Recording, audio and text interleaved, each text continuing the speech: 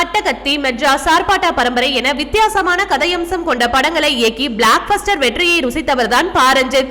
அவர் இயக்கத்தில் நடிகர் விக்ரம் முதன்முறையாக நடித்த திரைப்படம் தங்கலான் திரைப்படம். இந்த படம் மிகப்பெரிய பொருட்செலவில் தயாரித்துள்ளார் ஞானவேல் ராஜா. தங்கலான் திரைப்படம் KGF எனப்படும் கோலா தங்கவயலில் நடந்த உண்மை சம்பவத்தை மையமாக வைத்து உருவாகியுள்ளது.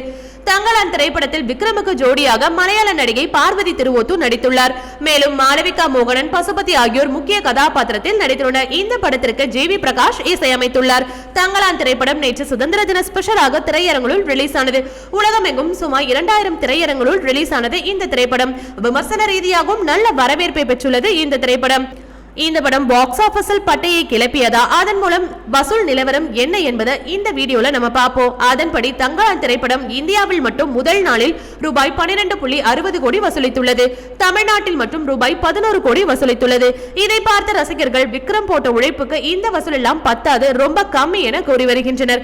இனி அடுத்தடுத்த 2 தினங்கள் விடுமுறை தினங்களாக வருவதால் தங்கலான் படத்தின் வசூல் பிக்கப் ஆகும் என்று எதிர்பார்க்கப்படுகிறது. ஓகே வியூவர்ஸ், இது போல சினிமா செய்திகளை நீங்கள் பார்க்க மறக்காம சினி டைம்ஸ் சேனலை சப்ஸ்கிரைப் பண்ணுங்க.